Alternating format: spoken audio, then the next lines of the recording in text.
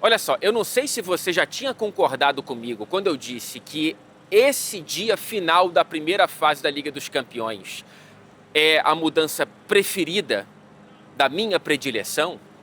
Eu não sei se você já tinha concordado e se agora você não concorda mais, eu não sei como eu posso te convencer e como que a Liga dos Campeões pode te convencer. Porque, cara, foi um negócio absolutamente espetacular. Eu sei que o ideal é você poder ver de maneira mais focada mais de um jogo, mas é uma rodada final de uma fase de pontos corridos que emula a rodada final de campeonatos em pontos corridos, né? E, cara, foi...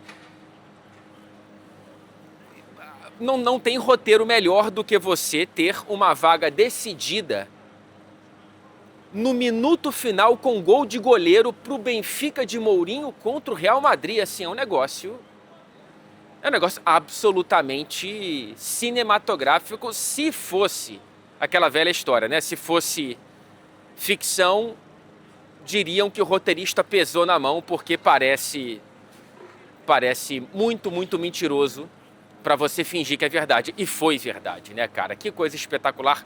Parabéns ao Benfas. Eu, no alto da minha ignorância, eu já tinha descartado o Benfica. Eu já tinha descartado o Bodo.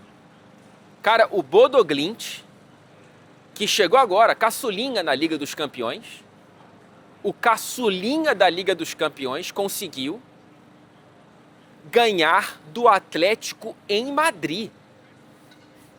Depois de ganhar do Manchester City. Que loucura. O Guardiola depois estava meio bravo com as críticas que ele recebeu. Olha só, me criticaram por perder pro Bodo, olha o que os caras fizeram. Quem criticou nunca viu nem o jogo do Bodo Glimt. Eu não concordo tanto com o Guardiola. Acho que o City não pode perder pro Bodo e também acho que o Atlético não pode perder pro Bodo. É aquela questão, né? Onde há beleza... Quer dizer, não. Onde há uma vitória linda, às vezes há uma história um pouco vergonhosa, né? Aliás, se o próprio Manchester City não tivesse enxergado aquela derrota como vergonhosa, os jogadores não teriam reembolsado o valor dos ingressos dos torcedores, que, aliás, eu acho que foi um gesto de desrespeito ao Bodo Glimt, porque eles não reembolsariam se tivessem perdido para uma equipe maior, né? Então... eu acho que o próprio gesto dos capitães do vestiário do Manchester City deram o tom do tamanho daquela derrota. Muito pior a derrota do Atlético, porque o Atlético ele tinha a obrigação de vencer para brigar por G8 e não conseguiu entrar no G8, bicho. Não conseguiu entrar no G8 porque perdeu para o Bodo Glimt, mas a história do Bodo Glimt, cara, é uma cidade lá quase no Polo Norte que tem... Se todos os habitantes de Bodo viessem para esse estádio do Manchester City, ele ficaria quase lotado. É impressionante, assim, essa jornada do Bodo de conseguir entrar nos playoffs. A história do Sporting também, né, cara? O que eu vivi aqui cobrindo o Manchester City, que conseguiu fazer o dever de casa, que ficou sob risco nos minutos finais... tem uma historinha que eu acho legal para a gente traçar aqui uma linha entre o que aconteceu, a realidade, e o que pode acontecer. Portanto, uma linha que junta fatos às possibilidades, que é o seguinte. O Manchester City venceu o Galatasaray por 2-0, só que nos minutos finais dessa vitória, em paralelo, o Sporting conseguiu fazer o gol da vitória contra o Atlético Bilbao. Foi 3-2, não foi, para o Sporting? Deixa eu checar aqui.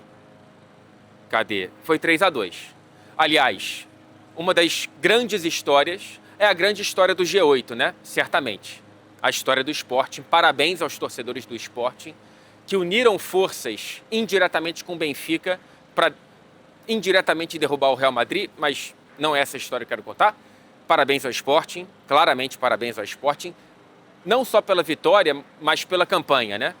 Essa derrota do Bilbao também entra numa campanha vergonhosa. Mas enfim, vamos lá, Fred, foca, sem tergiversar muito. O gol do Sporting não só colocou o clube português dentro do G8, como à frente do Manchester City, que ficou na rabeira ali do G8. Ficou na 8ª colocação e na 9ª estava o Real Madrid, perdendo ainda de 3-2 para o Benfica. O risco era o empate do Real Madrid, que tiraria o Manchester City do G8.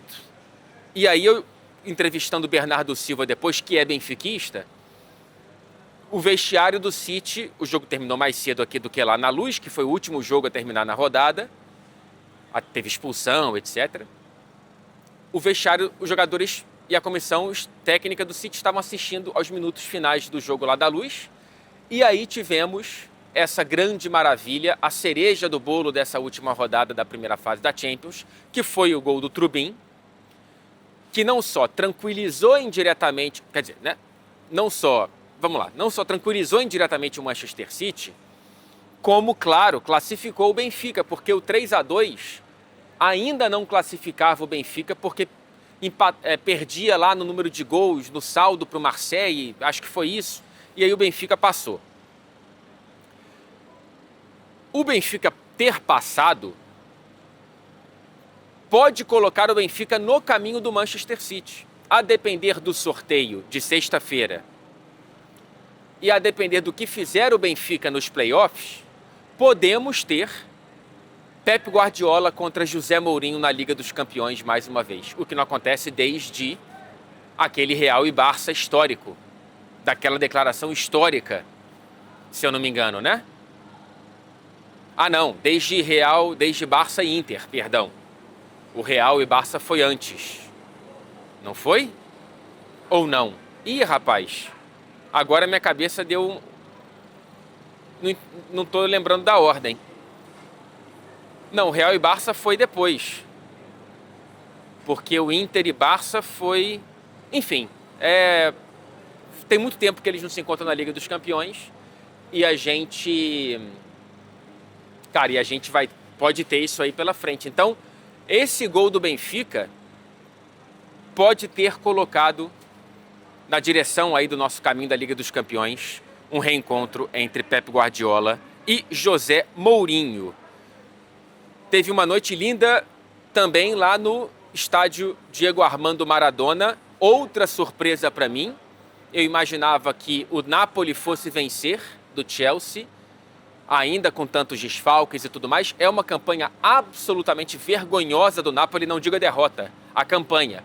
O Napoli está eliminado na primeira fase da Liga dos Campeões. Isso é absolutamente inadmissível, independentemente do número de desfalques, tá?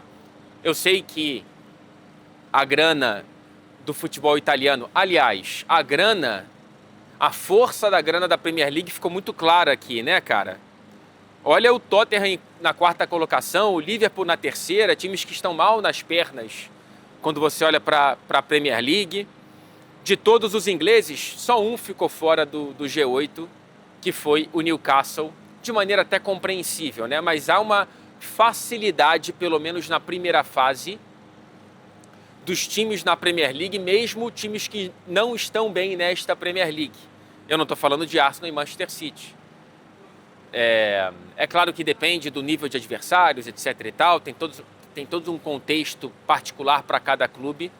Rápida adição ao vídeo para te falar sobre a minha experiência de passar o frio aqui na Inglaterra com o abraço da Insider, porque eu estou usando por baixo disso tudo aqui a minha Tech T-shirt de sempre, não só como uma camada de aquecimento, mas também porque tem a tecnologia de ser anti-odor e trazer respirabilidade. Cara, é muito bom quando eu vou quentinho, eu vou tirando as camadas e fico com a minha Tech T-shirt, com a minha blusa da Insider, de maneira linda, elegante e depois de um dia inteiro de trabalho sem ter que me preocupar com quaisquer questões de aroma para os meus vizinhos de mesa na sala de imprensa. Enfim, aproveite o meu cupom, tá? Fred Caldeira, para te dar descontos em todo o site da Insider, tá tudo na tela e o link na descrição para deixar tudo muito mais simples para você.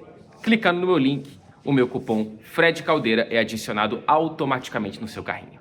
Voltando à ligação do Napoli, eu sei que não é um time tão endinheirado para poder repor, por exemplo, nessa janela de janeiro, vários desses lesionados, mas ainda assim não dá para você desculpar uma 30ª colocação para o Napoli de 36 times da Liga dos Campeões. Não dá, não dá.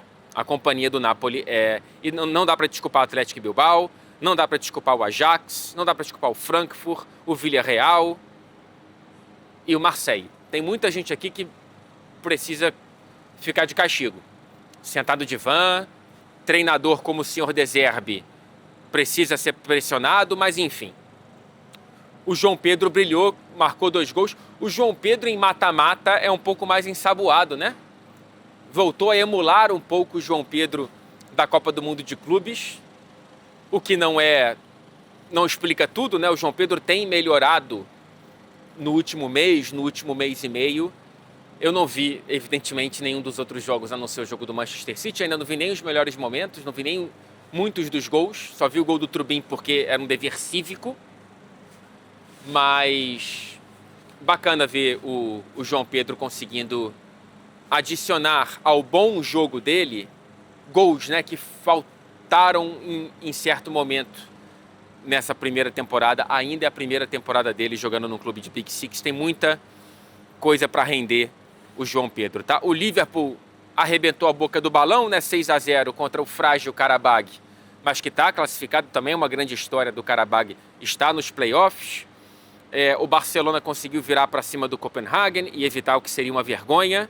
O Arsenal venceu de 3-2 o Kairat e o Martinelli na Liga dos Campeões. É um negócio impressionante, né? Eu li que apenas o Henry tem mais gols do que o Martinelli com a camisa do Arsenal em uma só edição da Liga dos Campeões. O Martinelli já tem 6 gols. Já falei do Bodo, já falei do Benfica. O Tottenham consegue a vitória que deveria vir realmente. O Bruges conseguiu se colocar ali nos playoffs e o Marseille passou vergonha. O PSV perdeu para o Bayern de Munique, foi eliminado. O Olympiacos conseguiu entrar nos playoffs. Enfim, a gente tem, né, já falei do Sporting. E aí quando a gente olha para o que está diante de nós para esse sorteio de sexta-feira, que eu já estou ansioso, né, podemos ter, e eu vou tentar ler de maneira correta e não que nem no meu último vídeo, esse quadro aqui dos playoffs. Cara, a gente pode ter... Para o Newcastle tá acessível, viu? Ou o Mônaco ou o Qarabag, por favor, Ed Howe e companhia, tem que passar. E aí depois podemos ter, quem sabe, o Newcastle e Chelsea. Ou um Newcastle e Barcelona. Podemos ter um Barcelona e PSG. Podemos ter um Chelsea e PSG. Olha que formidável pode ser isso aqui, hein? Nos playoffs, o Galatasaray vai pegar ou Juventus ou Atlético de Madrid. Ficou ruim, mas esse Atlético de Madrid talvez não seja tão ruim assim. E aí na fase seguinte, Liverpool ou Tottenham pegam os vencedores dessa bodega. Podemos ter um Liverpool e Atlético, um Liverpool e Juventus, ou o Tottenham contra esses dois. O City, já falei da possibilidade de ter Mourinho contra Guardiola, mas podemos ter um City Real Madrid. Lá vem eles de novo, será? Ou uma reedição da final de Istambul, City e Inter de Milão. Ficou bom para Arsenal e Bayern, hein? Olha a primeira colocação e a segunda colocação dando frutos, porque pegam alguém entre Leverkusen, Borussia, Atalanta e Olympiacos. Então Arsenal e Bayern já estão com um pé nas quartas de final, enquanto os outros podem trazer confrontos mais equilibrados. Cara, eu gostei muito dessa primeira fase da Liga dos Campeões mais uma vez. Acho que foi um golaço. Tem problemas, claro, mas são problemas também de ordem de distribuição financeira no futebol europeu, né? A concentração de grana da Premier League não é boa para o organismo e das outras ligas que não cuidam tanto do próprio pirão. Tem um desequilíbrio tremendo, né? Em Portugal tem clube que vende os direitos sozinhos, por exemplo. E aí, no fim das contas, você pode ter um desequilíbrio maior quando tem esses encontros na Champions. E acho que a facilidade de alguns clubes que estão mal na Premier League na Champions tem um pouco disso como explicação.